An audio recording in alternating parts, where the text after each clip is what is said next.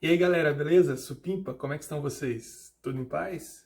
Pois é, pessoas, esse é um vídeo para fazer uma continuação de um outro vídeo que eu já devia ter continuado há muito tempo, que era um vídeo que eu fiz no ano passado, tá bom? Tanto vídeo que eu falei. Mas vamos lá, é história.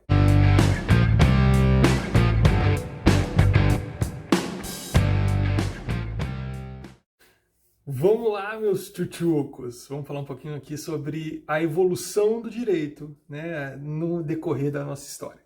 Tá bom, pessoas? Hoje a gente vai falar mais especificamente sobre Roma, sobre a Idade Média, sobre a Idade Moderna, sobre a Idade Contemporânea, beleza? E a gente vai trabalhar isso daí de uma forma bem legal, que dá para usar em atualidades, dá para pegar essas referências aqui, utilizar dentro de sociologia, dentro de filosofia, dentro da vida de vocês, por que não? Beleza, gente? Porque, poxa, é história, né, galera?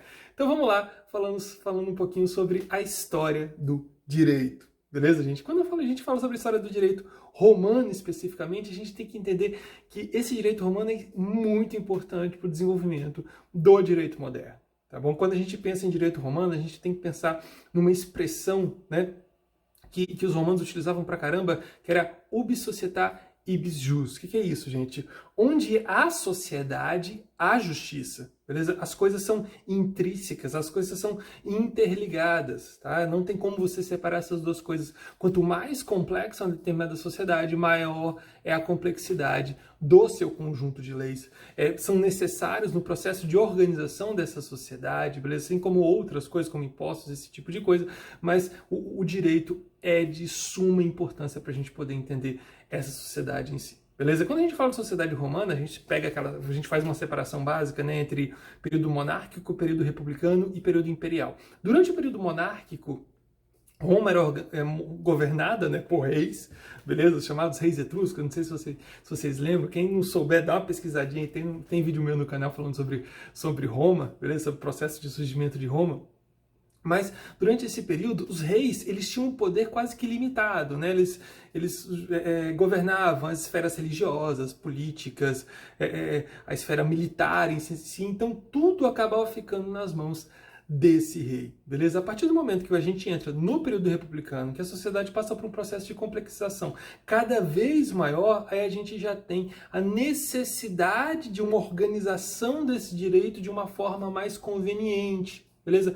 Vai surgir a partir dali o direito escrito, que não existia anteriormente, né? Era tudo falado, como a sociedade era menor em si, consequentemente você não tem essa necessidade, mas a partir do momento que surge uma necessidade maior de organização, surgem as leis escritas, beleza? É um negócio que não pode mudar, não pode se transformar, e por aí vai, ou não deveria, né, em si. Aí surge a chamada Lei das 12 Tábuas, tá? Que era o conjunto dessas leis escritas e tudo mais. Você vai ter uma figura que é de suma importância para a gente poder entender esse período, que é a figura do pretor, beleza? Que era o cara que cuidava da justiça, ele interpretava a justiça para o júri em si. Então ele era uma figura assim, de extrema importância, né? Ele era um magistrado muito importante no que se refere à esfera jurídica, tá bom? O direito em si, durante esse período, vai passar por um processo de separação entre direito público e direito privado, tá? Sendo que o direito público é aquele direito, aquelas leis que permeavam toda a sociedade, que organizavam toda a sociedade, que estavam acima do direito privado. Tá bom, gente? O contexto social, as necessidades sociais, né, daquele grupo de pessoas, daquele agrupamento de seres, é sempre maior do que o direito privado, do que o direito individual, ou melhor, deveria ser. Beleza, gente? Já no direito privado, a gente também vai fazer subdivisões, beleza?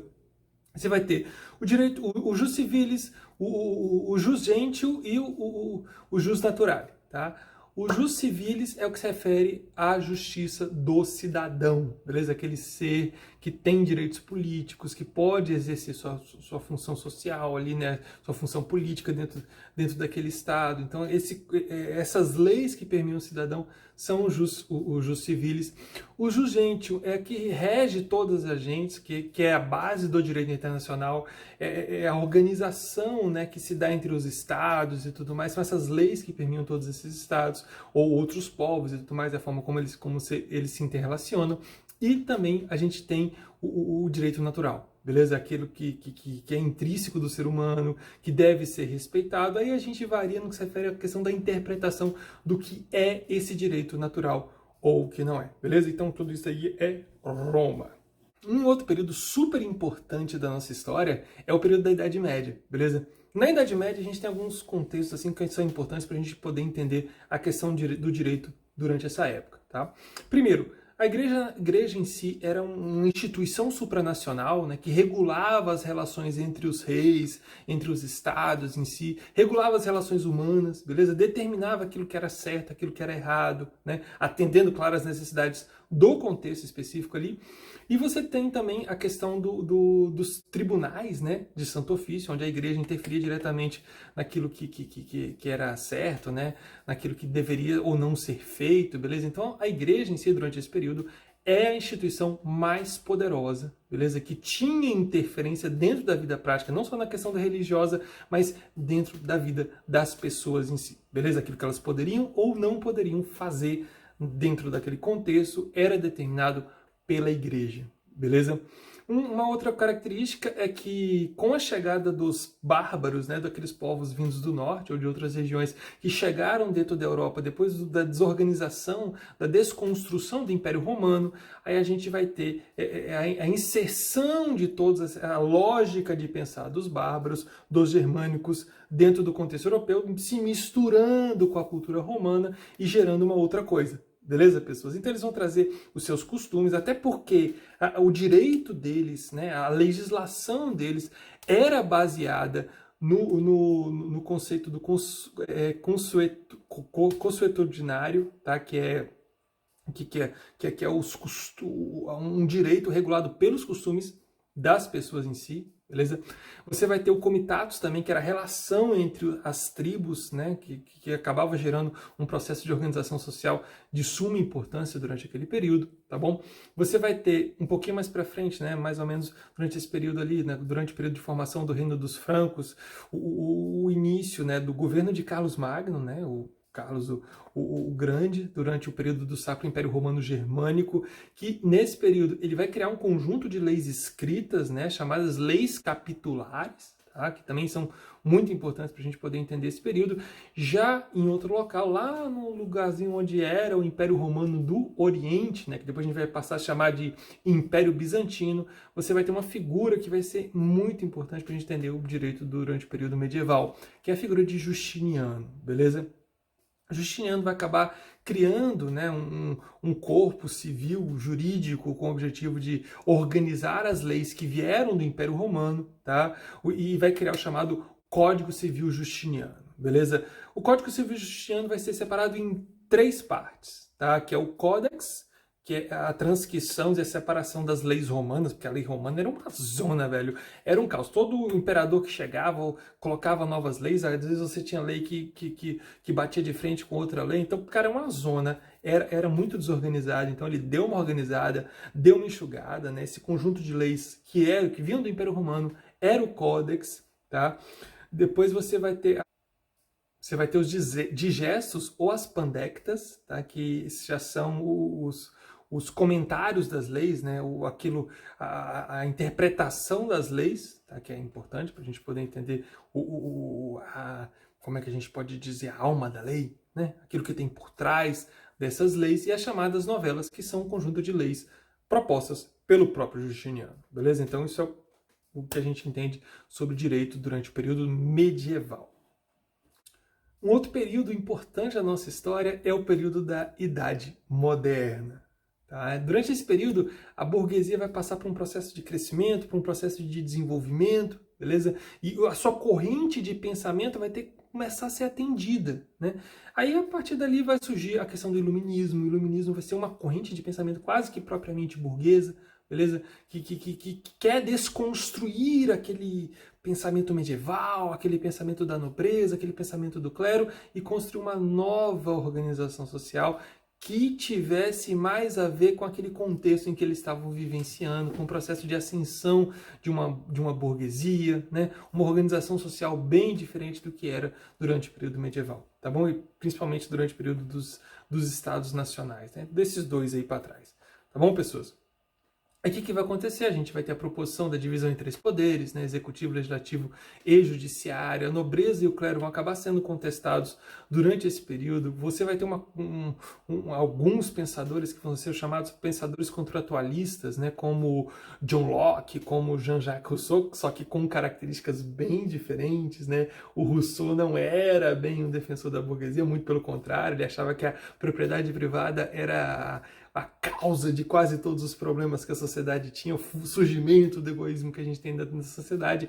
Já John Locke, ele acreditava que não. Beleza? Que a gente precisava dessa propriedade privada, que o Estado ele deveria garantir essa propriedade privada, deveria garantir essa organização social, tá? Criar leis, beleza? E os dois sabiam e acreditavam que o Estado ele deve, a partir do momento que as pessoas dão a sua parte da sua liberdade para o Estado, né? Eles passam a ser regulados pelo Estado e em troca o Estado tem que dar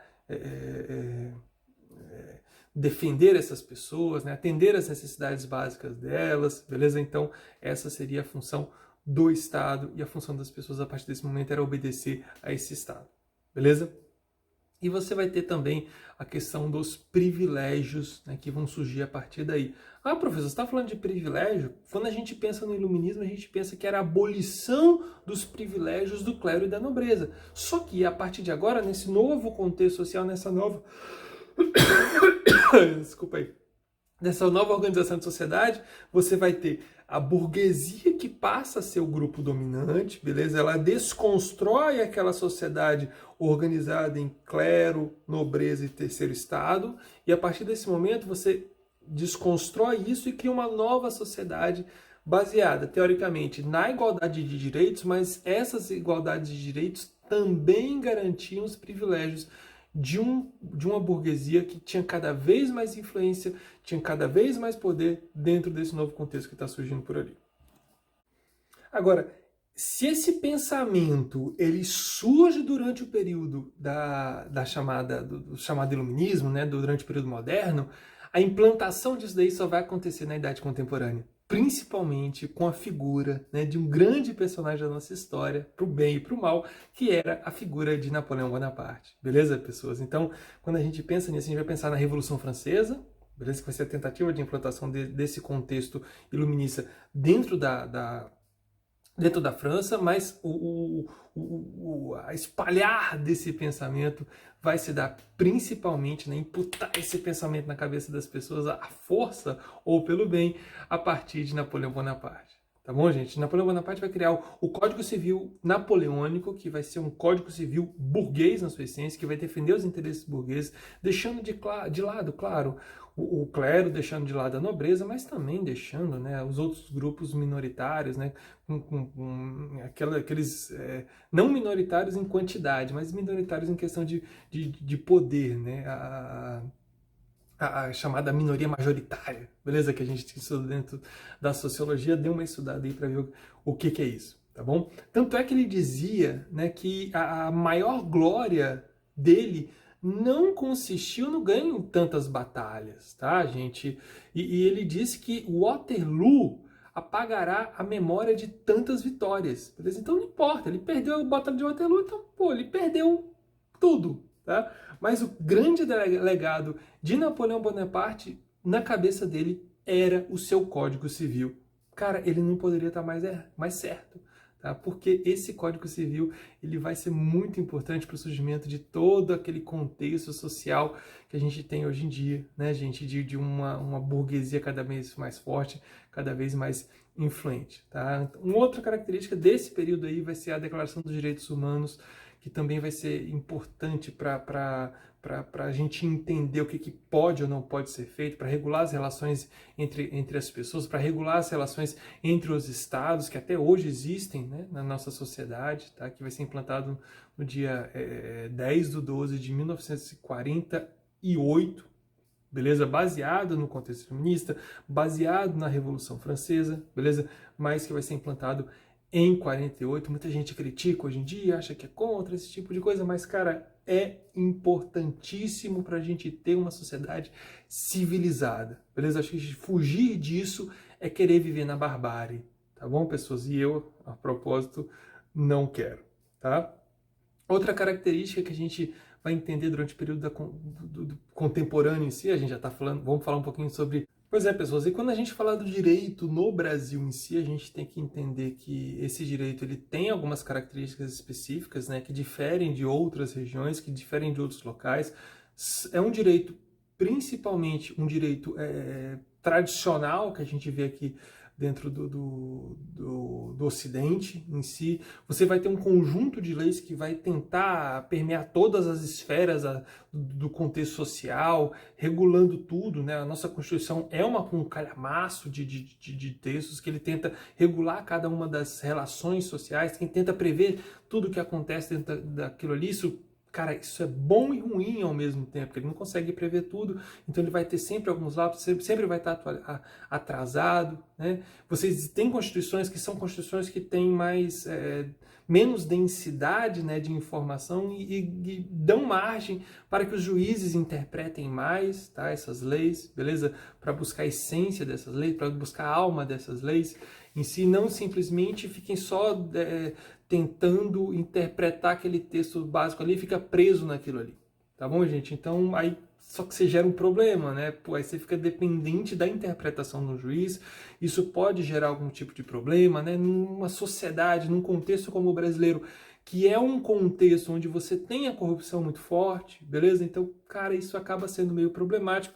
E da mesma forma, você achar que você consegue prever tudo aquilo que vai acontecer na sociedade, né? Criar leis para tudo aquilo que possa vir a acontecer, isso, cara, é muito difícil, né? A sociedade vai passando por um processo de transformação cada vez mais rápido, né? Com a efervescência das redes sociais, com a efervescência das tecnologias, da pós-revolução industrial, então tudo muda muito rápido e essas leis vão ficando para trás, elas não vão atendendo às necessidades da sociedade, então elas estão sempre atrasadas, tá? E isso acaba criando situações de injustiça para com as pessoas, beleza? Porque elas não interpretam a realidade propriamente, não tenham a noção que a lei em si, ela é o certo, beleza? Pode ser uma tentativa de fazer o certo, ou não, beleza? Mas ela em si não é justa na sua essência, tá? Ela não é ética, tá? E às vezes ela não é nem moral.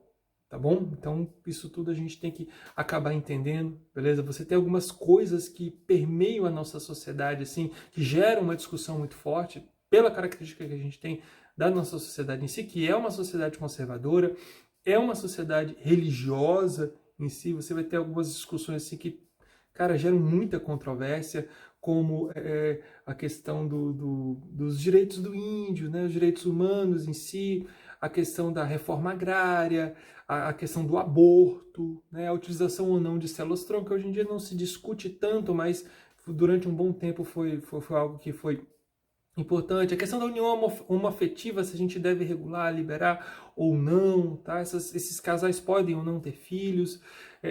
A questão da edição genética, né? Se a gente pode interferir dentro da genética de uma criança para tirar doenças, ou então para botar um olho azul, alguma coisa do tipo. Isso, cara, isso gera uma série de discussões sociais, tá? A questão da corrupção, beleza? Se tem como a gente acabar com ela, se a gente deve discutir esse tipo de coisa, tá? Existem pessoas que não são corruptas, como é que a gente vai regular isso aí? Criar leis mais anticorrupção, cara, isso são algumas questões que a gente deve debater sempre. A questão da utilização de armas, beleza? Que é algo que tá muito em voga durante um bom tempo aqui no Brasil. A gente tem um ímpeto assim de achar que a gente pode resolver tudo com armas, e tem um ímpeto de achar também que armas são só coisas negativas e tudo mais. Então isso deve ser muito discutido. E a questão da liberdade de expressão, né? Numa sociedade como a nossa, onde a gente tem acesso a ferramentas que nos permitem nos comunicar com milhares de pessoas, o que não acontecia anteriormente, a nossa voz ela é cada vez mais ouvida. Tá? Então, aquilo que a gente fala, se a gente souber, ou então utilizar de alguns elementos, de algumas ferramentas, elas podem chegar ao ouvido de muitas pessoas, beleza? Então, até que ponto a gente pode utilizar essa liberdade de expressão, até que ponto essa liberdade de expressão ela deve ser cerceada ou ela nunca deve ser cerceada? Então são questões que permeiam o nosso Estado, que são importantes para que a gente discuta aqui no nosso país, que eu deixo como perguntas, né, como para que vocês possam comentar, tá, e falar um pouquinho aqui para mim, tá bom? Espero que vocês tenham gostado, um abraço para todo mundo e até mais.